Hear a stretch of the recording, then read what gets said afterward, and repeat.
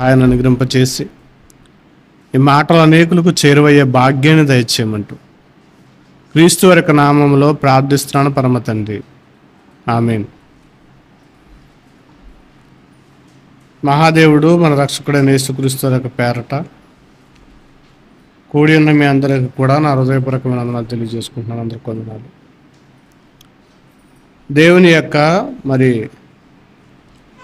లేఖనాలను ఆలోచించడానికి ఇష్టపడుతున్నప్పుడు ఈ మధ్యకాలంలో లేదా ఎక్కువ క్రైస్తవులకున్న ఆలోచన ఏంటంటే పరిశుద్ధాత్మ గురించి ఎక్కువ ఆలోచన ఉంది. పరిశుద్ధాత్మ గురించి సరైన అవగాహన కూడా లేదని చెప్పచ్చు. పరిశుద్ధాత్ముడు అంటే ఎవరు, ఏంటి, ఏం చేస్తాడు ఆయన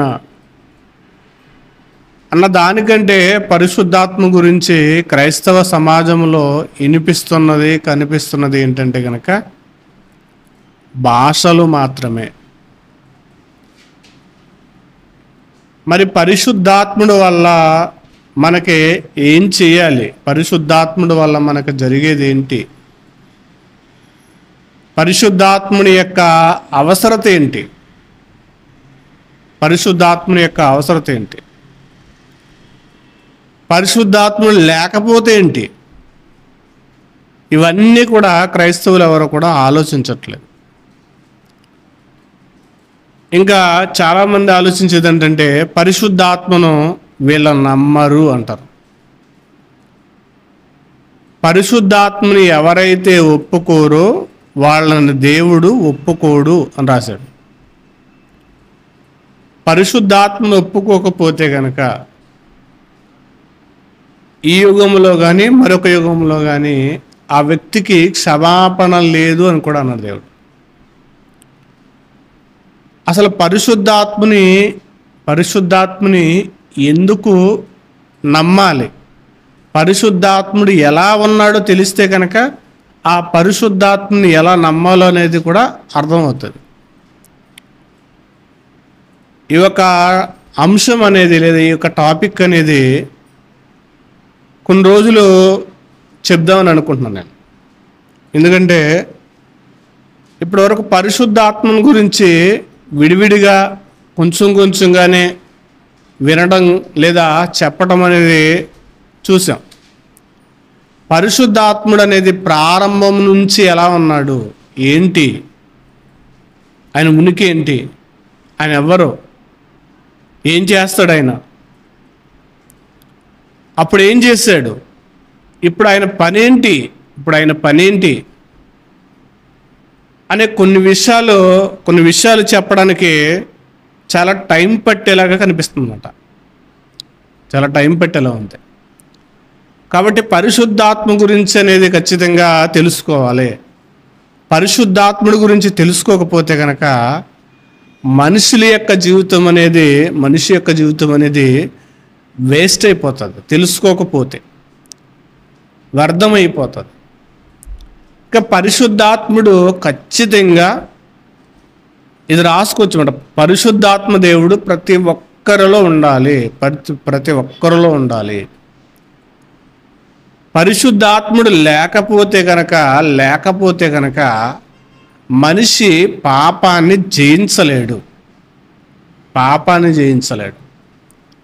పరిశుద్ధాత్ముడు ఉంటేనే మనిషి పాపాన్ని జయించగలడు. ఇక పరిశుద్ధాత్ముడు పరిశుద్ధాత్ముడు యొక్క రాక కారణం కూడా అదే. పరిశుద్ధాత్ముడు వచ్చాడు అనడానికి కూడా అదే రుజువు.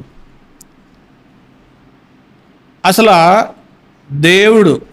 దేవునికి ఉన్న స్థానాల గురించి చూస్తే కనుక మొట్టమొదటిగా తండ్రి అయిన దేవుడు యెహోవాగా ఆయన పిలువబడ్డాడు. ఆయన ఎవ్వరికి కూడా కనిపించే తత్వం కాదు ఆయనది. సమీపించరాని యొక్క తేజస్సు అయింది. అంటే ఆయన దగ్గరికి మనం చేరలేం. ఇంకా చెప్పాలంటే మానవుడు ఎవడో కూడా దేవుణ్ణి చేరడానికి, దేవుణ్ణి సమీపించడానికి అర్హత అనేది లేదు. మరి అప్పటి కాలాల్లో ఋషులు తపస్సు చేసేవారంట దేవుని యొక్క ప్రత్యక్షత కొరకు. మానవుడు తపస్సు చేసినా కానీ దేవుడు ప్రత్యక్షం అవ్వడు. తపస్సు చేసినా కూడా దేవుణ్ణి చూడలేడు. దేవుణ్ణి చూడాలంటే గనక ఆయన సమీపించరాని తేజస్సులో ఉన్నాడు ఆయన. మరి చూడనప్పుడు దేవుణ్ణి వెతకటం ఎందుకు అనుకుంటారు కదా, ఈ పాయింటే వస్తుంది. దేవుడు కనపడడు, దేవుడు కనిపించినప్పుడు దేవుణ్ణి వెతకటం ఎందుకు అనుకుంటారు కదా, దేవుణ్ణి ఎందుకు నమ్మాలంటారు కదా. దేవుడు కనిపించినప్పుడు దేవుణ్ణి ఎందుకు నమ్మాలన్న ఆలోచన రాకుండా ఉండాలని యేసుక్రీస్తు వారిని డిజైన్ చేశారు, యేసుక్రీస్తు వారిని పంపించారు. యేసుక్రీస్తు వారు ఈ భూమి మీదకి పరిచయం అయ్యవలసి వచ్చింది. దేవుణ్ణి సమీపించలేరు, చూడలేరు. మరి చూడని దేవుడు, సమీపించల దేవుడు మాకెందుకు అంటారని యేసుక్రీస్తు వారిని దేవుడు డిజైన్ చేసి భూమి మీదకి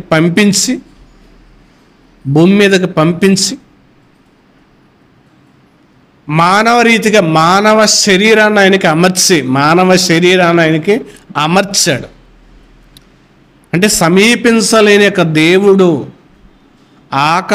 మహాకాశాలు పట్టజాలని దేవుడికి యేసుక్రీస్తు వారికి మానవ శరీరాన్ని అమర్చవలసి వచ్చింది. శరీరాన్ని అమర్చి భూమి మీదకి రావాల్సి వచ్చింది.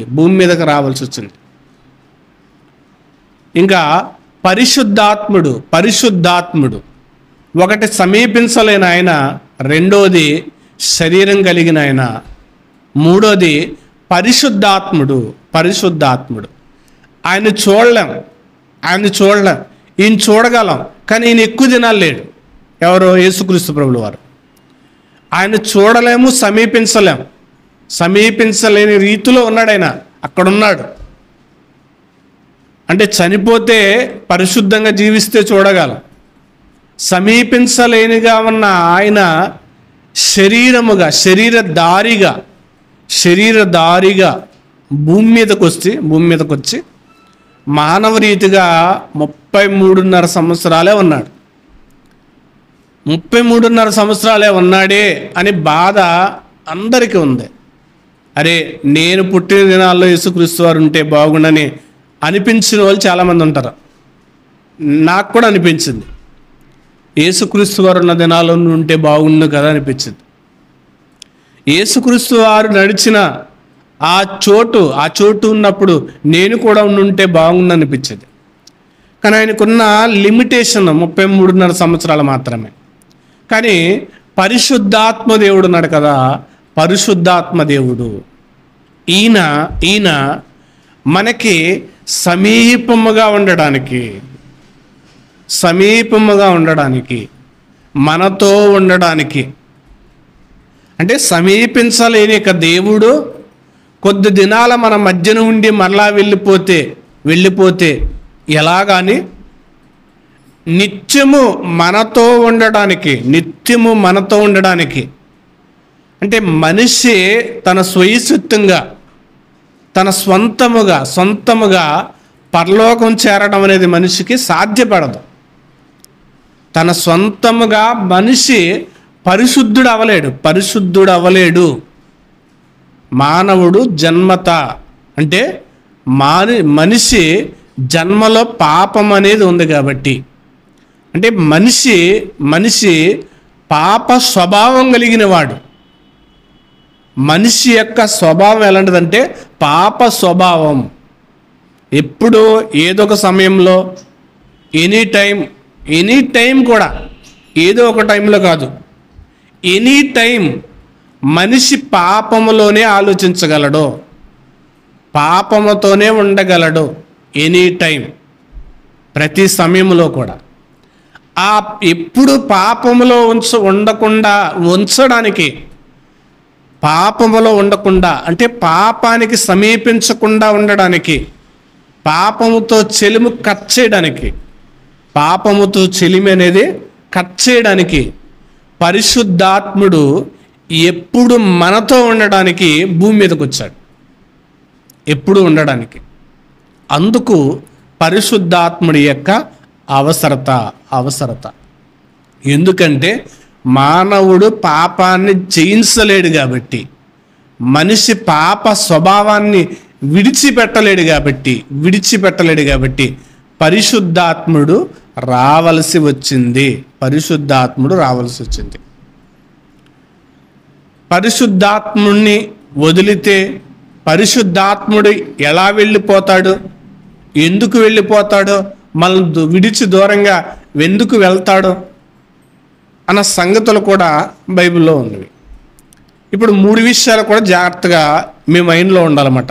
ఒకటి, సమీపించలేని దేవుడు మనల్ని సమీపించడానికి వచ్చిన మానవ దేహాన్ని అమర్చుకుని ఎక్కువ రోజులు ఉండకుండా 33.5 సంవత్సరాలు ఉండి వెళ్ళిపోతే మరలా మనం ఒంటరి వాళ్ళు అయిపోతామని, అనాథులైపోతామని ఆయన కూడా భూమి మీద ఇంకా లేకపోతే ఇంకా పాపంలోనే మనిషి జీవించే అవకాశం ఎక్కువ ఉంటుంది కాబట్టి అని ఎక్కువ కాలం భూమి మీదే ఉండాలని పరిశుద్ధాత్మ దేవుడు మనకి అనుగ్రహింపబడ్డాడు. మరి పరిశుద్ధాత్మను గురించి ఉనికిని ప్రారంభం నుంచి కూడా కొన్ని విషయాలు నేర్చుకుందాం. చాలా పెద్ద అంశమే. ఒకవేళ మీరు గ్రహించలేకపోతే కనుక మరలా యూట్యూబ్లో ప్రసంగం ఉంటుంది, చూడండి. ఇంకోటి, ఒకవేళ నేను మాట్లాడుతున్న కొన్ని మాటలు ఏమన్నా మిస్ అవుతే కనుక ఒకవేళ తెలియచేయండి, అడగండి. దాని గురించి మరలా ఎక్స్ప్లెయిన్ చేసి చెప్తాను.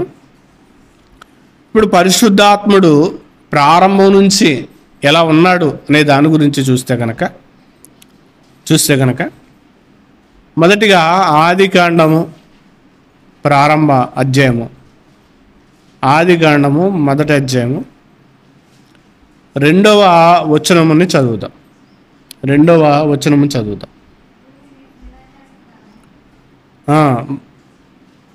భూమి నిరాకారముగాను శూన్యముగాను ఉండెను, చీకటి అగాధ జలములపై కమ్మి ఉండెను, దేవుని ఆత్మ జలముల పైన అల్లాడుచుండెను.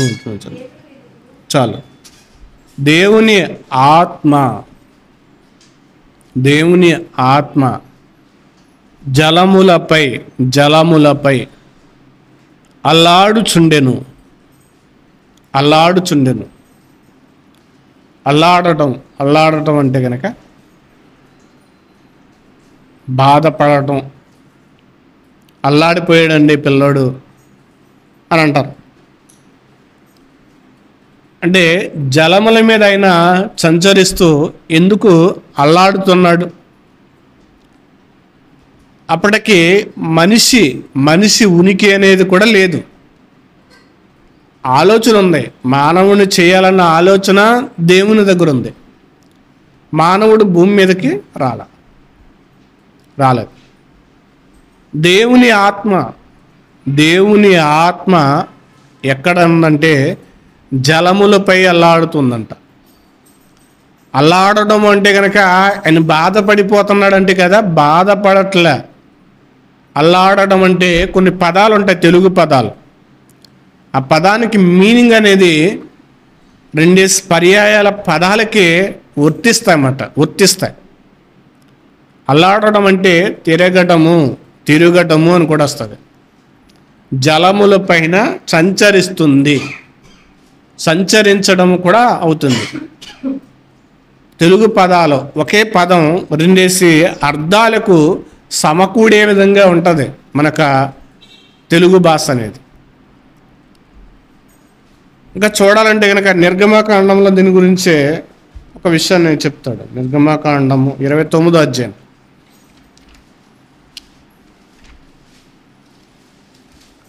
నిర్గమకాండము 29, 24 చూడండి.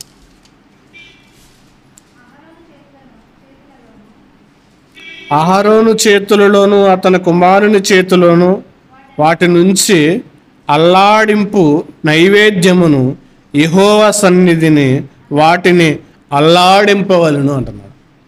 అల్లాడింపవంటడం అంటే చేతుల్లో పెట్టి తిప్పాలి.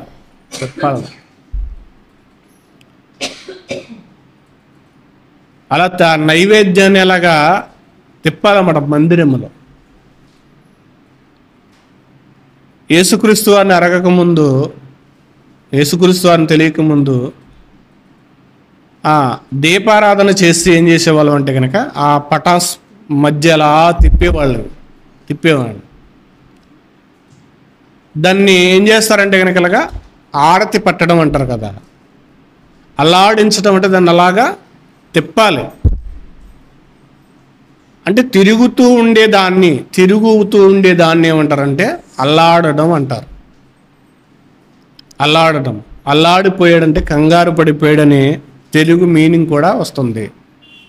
కానండి సంచరించడము, పరిశుద్ధాత్ముడు మొదట నీటిపైన ఏం చేశాడంటే సంచరించేవాడు.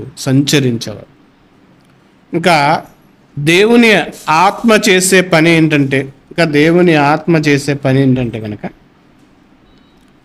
ఆదికాండము 6వ అధ్యాయము ఆదికాండము 6వ అధ్యాయము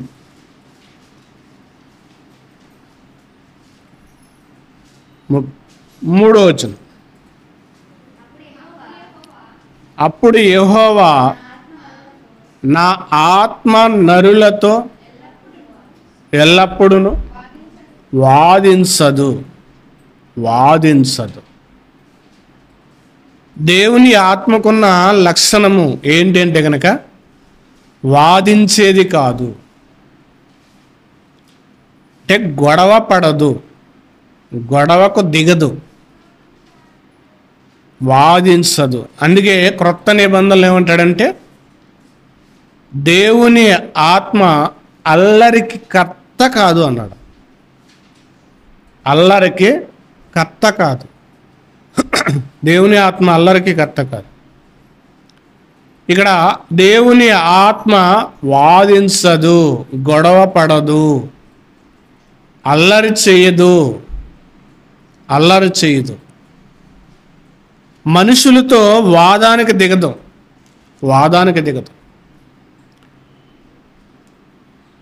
అంటే మనిషికున్న ఆ ఉద్దేశం లేదా మనిషి యొక్క ఆ నియమం ఏంటంటే కనుక మనిషి ఎప్పుడు కూడా పాప యొక్క స్వాభావికమైన పాప స్వభావముతో దేవునికి విరుద్ధమైన స్వభావాన్ని మనిషి ఎప్పుడు కూడా కలిగి ఉంటాడు. దేవునికి విరుద్ధమైన స్వభావాన్ని కలిగి ఉంటాడు. పరిశుద్ధాత్ముడు ఆ స్వభావము విడిచిపెట్టనంత వరకు కూడా నీతో వాదించదు. నువ్వు ఎలా బ్రతకాలనుకుంటే అలా బ్రతుకు, అంటే పరిశుద్ధాత్ముడు మనలోనికి వచ్చేసి నిన్ను ఒకే రీతిగా తన కంట్రోల్లో పెట్టేసుకుండి ఆయన నిన్ను నడిపిస్తాడు అనుకోవడం పొరపాటు. నిన్ను కంట్రోల్లో పెట్టేసుకుండి అంటే పరిశుద్ధాత్ముని మీద వాలేసి కంట్రోల్లో పెట్టేసుకుండి నిన్నే పలానా చోటకి వెళ్ళు ఇక్కడుండు అని కీచే బొమ్మలా చేయడు, ఒక రోబోలా చేయడు. నిన్ను రోబో మాదిరిగా, ఇప్పుడు రోబోని చేస్తున్నారు కదా, రోబోలు తయారు చేస్తున్నారు, ఇంకా చాలా దగ్గరలోకి వచ్చేస్తుంది. రోబో యుగం అనేది ఇంకా దగ్గరలోకి వచ్చేస్తుందన్నమాట. మనిషి యొక్క బద్ధకానికి నిలువెత్తు రూపమే రోబో. మనిషి బద్ధకానికి కనిపెట్టినదే మనిషి యొక్క రూపించిన రూపమే robot. AI, intelligent of technology అనేది వచ్చింది. ఏఐ మనిషికి మరో రూపం, మనిషికి మరో రూపం. మనిషి బద్ధకంగా ఆలోచించి ఇదంతా నేను చేయలేను, షార్ట్కట్లో ఉండాలి పని, నాకు సింపుల్గా ఉండాలి, నేను చెయ్యకపోయినా అది చెయ్యగలిగేలా ఉండాలని బద్ధకముతో కనిపెట్టిన ఈ రోబో వ్యవస్థ అనేది, ఈ ఏ వ్యవస్థ అనేది మనిషిని లీడ్ చేస్తుంది. ఈరోజు మనిషిని లీడ్ చేస్తుంది. మనిషి యొక్క జాబులన్నీ కూడా తీసేస్తుంది. ఈరోజు మనిషి జాబులు తీసేస్తుంది. ఏ టెక్నాలజీ వచ్చిన తర్వాత సాఫ్ట్వేర్ జాబులన్నీ కూడా పోతున్నాయి. ఈరోజు సాఫ్ట్వేర్ జాబులు చేసేవారికి ఇదిగో సంబంధాలు విచ్చలవిడిగా వచ్చేసేవి, చాలా ఎక్కువ వచ్చేసేవి. కానీ ఈరోజు సాఫ్ట్వేర్ అంటే ఏ కంపెనీ, ఎంతకాలం ఉంటుంది, నికరం లేని జాబులు అయిపోయినాయి. సాఫ్ట్వేర్ జాబ్ నికరం లేని జాబులు అయిపోయినాయి. మధ్యకాలంలో ఒక న్యూస్ విన్నాను నేను. ఒక వ్యక్తి ఒక సాఫ్ట్వేర్ని తయారు చేశాడు. సాఫ్ట్వేర్ని తయారు చేసి ఆ కంపెనీలో దాన్ని ఏం చేశాడంటే ఇన్స్టాల్ చేశాడు. అది ఇన్స్టాల్ చేసిన తర్వాత 50 మంది ఉద్యోగాలు పోయినాయంట. 50 మంది ఉద్యోగాలు పోయినాయి. ఓకే, ఎవడైతే తయారు చేశాడో వాడి మీదే తిరగబడ్డది, వాడిని బ్లాక్మెయిల్ చేసింది. నువ్వు కూడా అవసరం లేదు, నీ పని కూడా నేను చేసేస్తా, నువ్వు ఇంటికి వెళ్ళిపోందంట. అదేంటి నిన్ను చేశానంటే ఏమైనా బ్లాక్మెయిల్ చేసిందంటే, నువ్వు కనుక నన్ను డిస్మిస్ చేయాలనుకుంటే, నువ్వు కనుక నన్ను ఏదైనా చేయాలనుకుంటే నీ సీక్రెట్స్ అన్నీ నా దగ్గర ఉన్నాయి, నీ సీక్రెట్స్ అన్నీ నా దగ్గర ఉన్నాయి, అవన్నీ కూడా నేను బయట పెట్టేస్తానని బెదిరించిందంట. అంటే మనిషి స్వేచ్ఛను కోరుకోవాలంటే బద్ధకాన్ని, నాకు స్వేచ్ఛ కావాలి, నాకు స్వేచ్ఛ కావాలి, నాకు రెస్ట్ కావాలి, కష్టం ఉండకూడదు అని అనుకోవడం వల్ల వచ్చిన ఆలోచనలో అది మనిషికి ఏమై కూర్చుందంటే ప్రమాదమై కూర్చుంది. వాడి నెత్తి మీదకి వచ్చింది. ఎవడు చేసుకున్నది వాడి నెత్తి మీదకే వచ్చునన్న సామెత సాఫ్ట్వేర్ జాబులకి లేదా ఈ యొక్క ఏ టెక్నాలజీకి కరెక్ట్గా సరిపోయింది. పరిశుద్ధాత్ముడు కూడా మనిషిని ఒక రోబోలా ఉపయోగించడు. నువ్వు ఆయనకి స్పందిస్తే, నువ్వు ఆయనకి లోబడితేనే నిన్ను వాదించి గెలవడం పరిశుద్ధాత్ముడు, దేవుని ఆత్మ వాదించి నిన్ను గెలవడం. నీవు సరెండర్ అయిపోతే తప్ప ఆయన నిన్ను వాడుకోడు. సరెండర్ అయితే కనుక ఆయన చెప్పు చేతల్లోనికి నువ్వు వెళితేనే తప్ప నిన్నేమీ కూడా అయినా నీతో వాదించడం. ఇంకొక విషయం చూద్దాం. నిర్గమకాండం 35వ అధ్యాయం. నిర్గమకాండం 35వ అధ్యాయం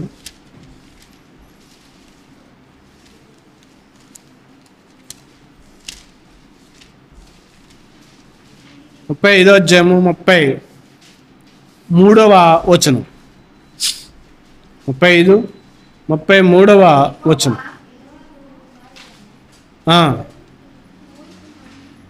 చూడు, యెహోవా ఊరు కుమారుడు హూరు మనవడనైన బెసలేలు పేరు పెట్టి పిలిచి విచిత్ర పనులు కల్పించుటకును బంగారముతోనూ వెండితోనూ ఇత్తడితోనూ పనిచేయుటకును రత్నములను సానబెట్టుటకును చెక్కించుటకును విచిత్రమైన పనులన్నిటి చేయుటకును వారికి ప్రజ్ఞా వివేకము జ్ఞానములను కలుగునట్లు దేవుని ఆత్మతో వాని నింపి ఉండును అన్నట్టు. ఇక్కడ దేవుని ఆత్మతో వాణ్ణి నింపి ఉండు, నింపి ఉన్నాడు అంటారు. చూడండి, క్షమించండి. దేవుని ఆత్మతో వాడిని నింపి ఉన్నాడు అంటారు. చూడండి, అంటే దేవుని ఆత్మ ఉంటే ఏం చేశారు అనే దానికి ఒక ఉదాహరణగా ఒక మాట చూపిస్తున్నాను ఇక్కడ. దేవుని మందిరం కట్టాలి. దేవుని మందిరం కట్టాలి. మందిరం అంటే సొలొమోను మందిరం కాదు. దేవుని యొక్క నమూనా దేవుని యొక్క పరిశుద్ధ దేవాలయం ఎలా ఉండేదంటే తెర్రలతో కట్టారు. తెర్రలతో మొదటి యొక్క గుడారం అంటారు దాన్ని. గుడారం తెర్రలతో, నీలి ద్రోమ రంగులతో, ప్రేనిన నారతో, నూలుతో, దారముతో ఒక గుడారం వేస్తారు. అందులో పరిశుద్ధ స్థలం, అతి పరిశుద్ధ స్థలం, ప్రాంగణం ఇవి ఉంటాయి. ఏటా యాజకుడు బలిపీఠం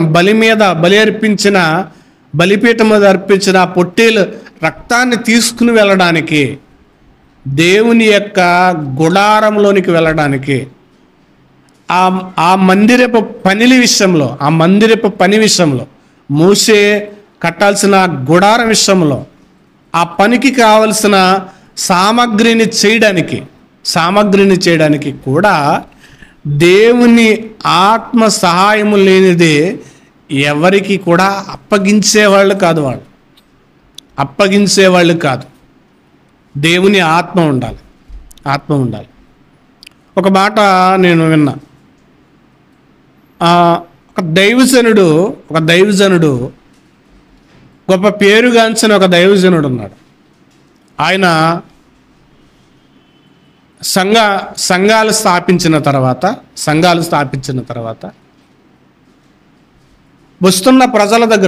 వచ్చిన ప్రజల దగ్గర కానుకలు పట్టేటప్పుడు అనేవాడంట, మారు మనస్సు పొందకుండా బాప్తీసము తీసుకొని వాళ్ళు కానుక వేయవద్దు అనేవాడంట.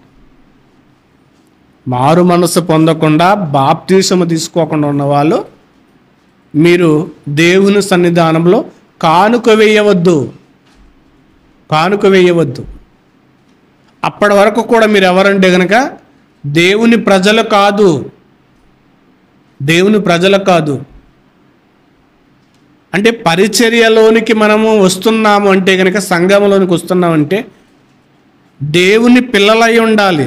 దేవుని పిల్లలనే ముద్ర దేని ద్వారా వస్తుందంటే మారు మనసు పొంది పాప క్షమాపణ నిమిత్తము బాప్తీసము పొందినప్పుడు అప్పుడే పరిశుద్ధాత్ముడు మనతో సహవాసం చేయడానికి ఇష్టపడతాడు.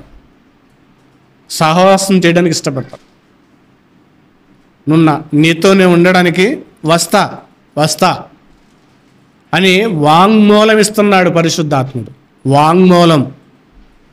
నీతో నేనుంటా. మరి బాప్తీసము తీసుకోకపోతే వాళ్ళ దేవుని పిల్లలే కాదు, దేవుని సమూహమే కాదు, దేవుని జనాంగమే కాదు. చర్చికి వెళ్ళినా కానుకలు ఇచ్చినా, ఇంకే పని చేసినా, ఏ పరిచర్లో పాలు పంచుకున్నా, దేవుని ఆత్మ ఉంటే, దేవుని ఆత్మ ఉన్నాడని, దేవుని ఆత్మ వారిలో ఉంటే పరిశుద్ధాత్మని యొక్క ఉనికి అనే దాన్ని మనము కలిగి ఉండడానికి, లేదా పరిశుద్ధాత్మతో మన యొక్క సాహసం లేకపోతే కనుక మనం పరలోకం చేరడం కూడా సాధ్యపడదు. అందుకే మనకు తెలిసిన మాట, ఎక్కువగా పరిశుద్ధాత్మ గురించి ఎక్కువగా చెప్పే మాట ఏంటంటే కనుక అపోస్తల కార్యంలో 2వ అధ్యాయం ఎక్కువగా చూపిస్తారు. అపోస్తల కార్యంలో 2వ అధ్యాయం 17వ వచనం.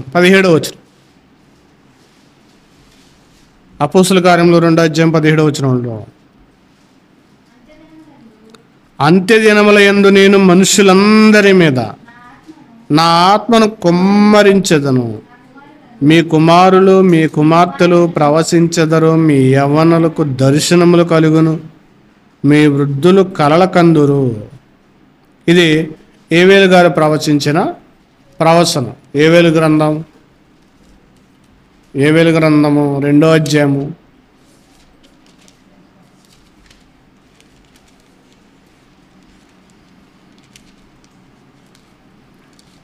28వ వచనంలో.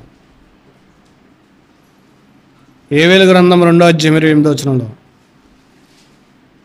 తరువాత నేను సర్వజనుల మీద నా ఆత్మను కుమ్మరింతును, మీ కుమారులు మీ కుమార్తెలు ప్రవచించుదురు అని చెప్పెదను. ఇది దేవుడు ఆత్మను కుమ్మరిస్తాను అని చెప్పిన మాట. మరి ఆత్మను దేవుడు మనుషులందరి మీద కుమ్మరించడం, మనుషులందరి మీద కుమ్మరించడం అంటే, కుమ్మరించడం అంటే కనుక పోయబడటం అని వస్తుంది. పరిశుద్ధాత్ముడు అంటే మరొకటి ఏంటంటే పదార్థం కాదు. పరిశుద్ధాత్ముడు ఒక పదార్థం కాదు. పోయబడడం అంటే తెలుగు యొక్క భాష అర్థం చేసుకోవడానికి కొంచెం కష్టంగా ఉంటుంది. అంటే పరిశుద్ధాత్ముడు ఒక నీటి లాంటి వాడు కాదు, పరిశుద్ధాత్ముడు ఒక గాలి లాంటి వాడు కాదు, గాలి లాంటి వాడు కూడా కాదు. పరిశుద్ధాత్ముడు ఒక అగ్ని లాంటి వాడు కాదు. అవి పోలికలు మాత్రమే. అవే పోలికలు మన మైండ్లోనికి అర్థం చేసుకోవడానికి. మన మైండ్ అనేది ఇది అగ్ని అనేటప్పటికి అది పవర్. అగ్ని అనే దానికి మనం చూసాం కాబట్టి, గాలి అనేది మనల్ని తాగుతుంది కాబట్టి, నీరు అనేది మనం తాగుతున్నాం కాబట్టి. అంటే నీరు అనేది ఒక చోట ఉండేది కాదు, ఇక్కడ వేస్తే అలా పాకిపోతుంటుంది. అంటే పరిశుద్ధాత్ముడు ఒక చోట స్థిరంగా అలా ఉండిపోయే ఒక వస్తువు కాదు అనడానికి సింబాలిక్గా. వస్తువు కాదు. పవర్ అంటే ఆయన అగ్ని లాంటి వాడు అంటే కనుక, అంటే అక్కడ మంటగా కనబడతాడు. నీ మీదకు వచ్చినప్పుడు నువ్వు కాలిపోతావని కాదు. అంటే మంటకున్న లక్షణం ఏంటంటే అలా అంటించుకుంటూ వెళ్ళిపోతుంది. అంటే ఒక చోట ఆగిపోదు. అందుకే అంటాడు కదా యాకోబు గారు అంటారు, ఎంత చిన్న అగ్ని ఎంత అడవినైనా గానా తగలబెట్టేస్తుంది అంటారు కదా. ఎంత అడవినైనా చిన్న నిప్పు ఎంత పెద్ద అడవినైనా తగలబెట్టేస్తుంది. అంటే అగ్ని అనేది ఒక చోట దాయలేం అనడానికి సింబాలిక్. అగ్నిని మనం దాయలేం. పరిశుద్ధాత్ముడు కూడా దాచబడేవాడు కాదు.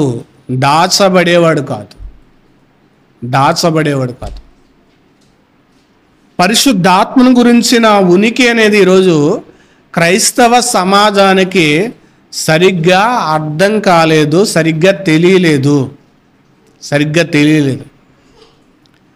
ఈవెన్ బైబిల్లో ఉన్న రెఫరెన్స్లే చూపించిన పరిశుద్ధాత్మని ఒక సైడ్ కోణంలో ఆలోచించి అంటే నెగిటివ్ థాట్లో ఆలోచించి, పరిశుద్ధాత్మని నెగిటివ్ థాట్లో ఆలోచించి అసలు పరిశుద్ధాత్మ యొక్క ఉనికిని అర్థం చేసుకోవడం మనుషులకి సాధ్యపడట్లే. అందుకే పరిశుద్ధాత్మని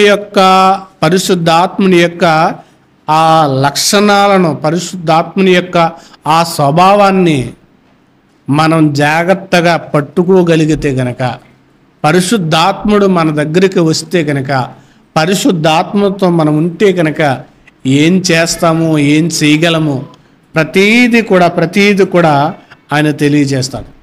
ఇంకా పరిశుద్ధాత్మని గురించి అందుకే యేసుక్రీస్తు ప్రభుల వారు కూడా ఒక మాట చెప్పారు కదా, అది కూడా చదువుతాం. అపోస్తులుగా యోహాను సువార్త 16వ అధ్యాయము యోహాను సువార్త 16వ అధ్యాయము 12 నుంచి చదువుతాం. ఈరోజు కొన్ని విషయాలు అనేది అక్కడక్కడ పాయింట్లుగా రేజ్ చేసి మాట్లాడి కొంత ఉపోద్ఘాతం మాత్రమే చెప్తున్నాను. ఈ వారం ఉపోద్ఘాతం మాత్రమే చెప్తున్నాను. నెక్స్ట్ వీక్ మరొక పరిశుద్ధాత్మల గురించి చెప్తాను. ఉపోద్ఘాతం మాత్రమే, ఇది పైన మాత్రమే చెప్పుకుంటూ వెళ్తున్నాను. అపోస్తుల కార్యములు 16వ అధ్యాయము 12వ వచనం నుండి చూస్తే కనుక ఇది చెప్పి నేను ముగిస్తాను. చదవండి. నేను మీతో చెప్పవలసినవి ఇంకను అనేక సంగతులు కలవు, కానీ ఇప్పుడు మీరు వాటిని సహింపలేరు అంటారు. అంటే యేసుక్రీస్తు వారు చెప్పాల్సిన సంగతులు ఉన్నాయి, కానీ అవి చెబితే మనిషి ఏం చేసుకోలేడంటే అర్థం చేసుకోలేడు. సహించలేడంటే అర్థం చేసుకోలేడు. మనిషికి అందదు. ఇప్పుడు యేసుక్రీస్తు వారు చెప్పిన మాటలు అందాలంటే, అర్థం కావాలంటే కనుక దేవుని ఆత్మ సహాయం కావాలి. అదే చెప్తున్నాడు 13వ వచనం. అయితే ఆయన అనగా సత్యస్వరూపైన ఆత్మ వచ్చినప్పుడు మిమ్మును సర్వసత్యములోనికి నడిపించును. ఆయన తనంతటే తానే ఏమి బోధించగా వేటిని ఏవైతే మీరు సహించలేరో, నేను అన్నానో వేటిని వినునో, ఏవైతే మీరు సహించలేరని చెప్తున్నానో వాటిని మీకు ఏం చేయగలడు ఆయనంటే అర్థం చేయించగలడు. పరిశుద్ధాత్ముడు అర్థం చేయించగలడు. మీకు అర్థం కాని సంగతులను పరిశుద్ధాత్ముడు అర్థం చేయించగలడు. పరిశుద్ధాత్ముడు ఉంటే, పరిశుద్ధాత్ముడి యొక్క సహాయముతో అంటే నీకు అర్థం కాని మాటలను, నీకు అర్థం కాని ఆలోచనను పరిశుద్ధాత్ముడే మనకి ఏం చేయగలడంటే తెలియచేయగలడు, బోధించగలడు. సంగతులను బోధించగలడు. అర్థం కాని సంగతులను వివరించాలంటే కనుక దేవుని ఆత్మ అనేది అవసరం. ఆత్మ లేనివాడు నావాడు కాదు అన్నాడు. అందుకే ఆత్మ లేనివాడు నావాడు కాదు. ఆత్మ లేని బోధలు ఈరోజు ఎన్నో సమాజంలో ఉన్నాయి. దేవుని ఆత్మ చెప్పని సంగతులు, దేవుని ఆత్మ వివరించని సంగతులు ఎన్నో బోధలు ఈ రోజున వచ్చేసినాయి. ఊహలతో, అంటే మనిషి ఊహలని పరిశుద్ధాత్మకు జోడించేసి,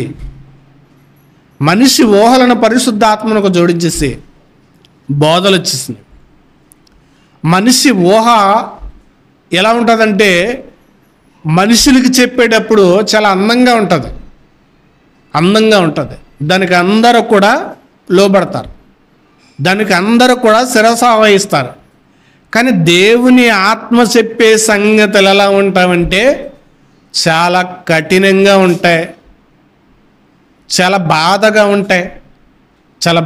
ఉంటాయి. దేవుని ఆత్మ సంగతులు మనిషిని ఇప్పుడు కూడా ఏం చేస్తాయంటే గాయం చేస్తాయి. దేవుని సత్య బోధ ఎలా ఉంటుందంటే కనుక ఉన్నది ఉన్నట్టుగా బోధ చేస్తుంది. దేవుని వాక్యము బోధ చేసేటప్పుడు మనుషులకి ఏం చేయాలంటే కనుక పొడవబడాలి. అదే అపోస్తులు చేస్తారు. కానీ ఈరోజు పరిశుద్ధాత్ముడి యొక్క పేరు చెప్పి మనుషులను ఒక ట్రాన్స్లోనికి తీసుకువెళ్తున్నారు. మనుషులను ఒక ట్రాన్స్లోనికి తీసుకుని వెళ్ళి వాళ్ళను దేవునికి దగ్గర చేయకోకుండా దేవుని ఆత్మ ఇదే అని భ్రమపరిచేసి మనుషులను భ్రమపరిచేసి దేవుని వాక్యాన్ని పూర్తిగా గుడ్డితనము చేస్తున్నారు. మరి పరిశుద్ధాత్మని యొక్క ఆ ఉనికి అనేది తెలుసుకోకపోతే కనుక మనుషులు అగాధములోనికి, పాతాళానికి వెళ్ళిపోయే అవకాశం ఉంది. పరిశుద్ధాత్మ గురించి నేడున్న సంఘాలన్నిటిలో ఉన్న సంఘము ఏదైతే నేడున్న సంఘాలలో ఏదైతే పరిశుద్ధాత్మద బేసై జీవిస్తున్నారో, అదే పరిశుద్ధాత్ముడని భ్రమపడి జీవిస్తున్నారో ఆ సంగతుల గురించి ఇంకా పోయిన వారం నేర్చుకుందాం. వేట్ల మీద బేస్ అవుతున్నారు. ఇంకా పరిశుద్ధాత్ముడిని దగ్గరికి కూడా రాని జనంగా ఉన్నారు.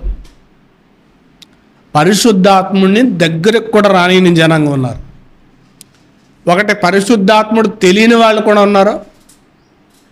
పరిశుద్ధాత్ముడు తెలిసినా కూడా పరిశుద్ధాత్ముడిని దగ్గరకు కూడా ఆహ్వానించిన వారు ఉన్నారు.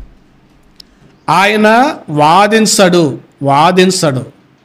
ఆయన మన దగ్గరికి స్వయంగా రాడు, నువ్వు ఆహ్వానిస్తేనే కానీ. మరి ఆయన్ని పరిశుద్ధాత్ముని దగ్గరికి రానిని జనాంగం కూడా ఉన్నారు. మరి వాళ్ళ పరిస్థితి ఏంటి? ఇవన్నీ కూడా స్టెప్ బై స్టెప్ ఒక్కొక్కటి మీకు పరిశుద్ధాత్మ గురించే ఈ అంశం ఎన్ని రోజులు ఉంటుందో అన్ని వారాలు కూడా బోధించాలని నేను నిర్ణయించుకున్నాను. దేవుని యొక్క ఆలోచన విధానం అంతా కూడా చెప్పడానికి నేను ప్రయత్నిస్తాను. దేవుని ఆత్మ సహాయం కొరకు దేవుడు ఆత్మ నాకు ఇచ్చి ఆ విషయాలు మీకు బోధించలాగన మీరు అనుదినము నా కొరకు ప్రార్థించండి. పరిశుద్ధాత్మను గురించి చాలా జాగ్రత్తగా అర్థం చేసుకోవడానికి ప్రయత్నం చేయడానికి కూడా మీరు దేవా పరిశుద్ధాత్మ గురించి నాకు అర్థమయ్యేలా చేయించండి అని కూడా మీరు ప్రార్థన చేసుకుని రండి దేవుని సన్నిధిలోకి. ఆత్మ గురించి నాకు అర్థం కావాలి, ఆ ఆత్మ కోసం నేను ఏం చేయాలి అనేది అర్థం చేయించదేవా అని కూడా మీరు ప్రార్థన చేసుకుని రండి ప్రతిరోజు కూడా. అప్పుడు ఈ సంగతులు అనేది మీకు బాగా అర్థమవుతాయి. ప్రార్థన చేసుకుందాం, ముగిస్తున్నాం. పరిశుద్ధుడా, మీకు వందనాలు, స్తోత్రాలు తండ్రి. మీ సంగతులు మేము అర్థం చేసుకుని తండ్రి, మీ ఆత్మ సంగతులు మేము అర్థం చేసుకుని మేము జీవించడానికి మీ సహాయము, మీ శక్తిని మాకు అనుగ్రహింపచేయండి ప్రభు. మొదటగా నాకు అర్థం చేయించండి, నన్ను నడిపించండి, నీ బిడ్డలకు బోధించడానికి సహాయం ఇవ్వండి, బలపరచమంటాం. క్రీస్తు వారి నామాన్ని అడుగుతున్నాం పరమ తండ్రి, ఆమేన్.